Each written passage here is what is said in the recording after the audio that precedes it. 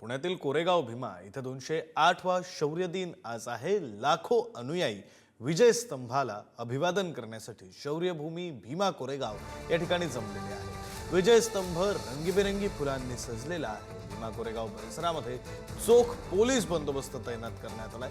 अगदी पहाटेच प्रकाश आंबेडकरांनी विजय स्तंभाला अभिवादन केले। तो लढा जिंकला गेला आणि एक नवीन भारताचं असणारं पर्व या ठिकाणी सुरुवात झाली। ही वस्तुस्थिती आहे की ह्या लढ्या जिंकल्यामुळे असणारं ब्रिटिशांचं राज्य हे पूर्णपणे भारतावरती इस्टॅब्लिश झालं आणि पण एक नवी विचारसरणी ज्याला आपण म्हणतो ती सुरुवात झाली आणि देशाची तोपर्यंत उभारणी नव्हती, ही भारतीय देशाची असताना उभारणी सुरुवात झाली। हे मला वाटतं एक या लढ्यातून असणारा सुरुवात झाली असं मी त्या ठिकाणी मानतो।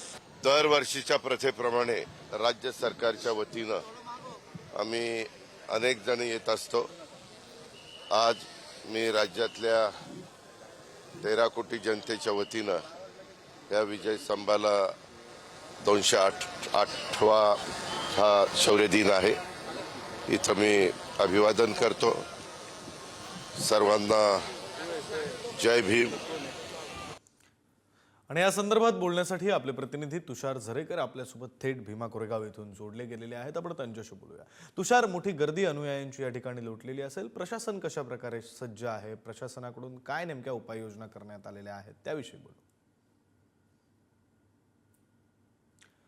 काही तांत्रिक कारण आहे तुषार, यांच्यापर्यंत आपला आवाज पोहोचत नाहीये, मात्र हे दृश्य आपण पाहतोय विजय स्तंभाची ही दृश्य आहेत। विजय स्तंभाला इथं वेगवेगळ्या फुलांनी जी सजावट करण्यात आलेली आहे, भारताचा तिरंगा यावर सजवण्यात आलेला आहे। केशरी, पांढरा आणि हिरवा अशा रंगामध्ये विजय स्तंभ सजवण्यात आलेला आहे। त्याची ही दृश्य आपण पुढारी न्यूजच्या स्क्रीनवर पाहतोय। प्रकाश आंबेडकर आणि उपमुख्यमंत्री अजित पवार यांनी अगदी पहाटेच विजय स्तंभाला अभिवादन सुद्धा केलेलं आहे, तर लाखोंच्या संख्येनं अनुयायी हे भीमा कोरेगावमध्ये पोहोचलेले आहेत। त्याची ही सगळी दृश्य आपण पुढारी न्यूजच्या स्क्रीनवर पाहतोय। आपले प्रतिनिधी तुषार झरेकर थेट भीमा कोरेगावमधून आपल्यासोबत जोडले गेलेले आहेत। आपण त्यांच्याशी या संदर्भात बोलूया। तुषार, मोठ्या संख्येनं अगदी लाखोंच्या संख्येनं अनुयायी आले असतील, त्या पार्श्वभूमीवर प्रशासन कशा प्रकारे सज्ज आहे, अनुयायांच्या काय भावना आहेत? मोठ्या संख्येने खरं तर अनुयायी हे कोरेगाव भीमा या ठिकाणी दाखल झाल्याचं एकंदरीत पाहायला मिळतंय। 208वा जो शौर्य दिन आहे तो साजरा करण्यासाठी या विजय स्तंभाच्या ठिकाणी अभिवादन करण्यासाठी मोठ्या संख्येने भीम अनुयायी या ठिकाणी जमलेले आहेत। प्रशासनाकडनंही तशी जय्यत अशी तयारी या संपूर्ण परिसरामध्ये केल्याचं एकंदरीत पाहायला मिळतंय। राज्याचे उपमुख्यमंत्री अजित पवार असतील, त्यानंतर बाळासाहेब आंबेडकर असतील, ते या ठिकाणी येऊन अभिवादन करून गेलेले आहेत।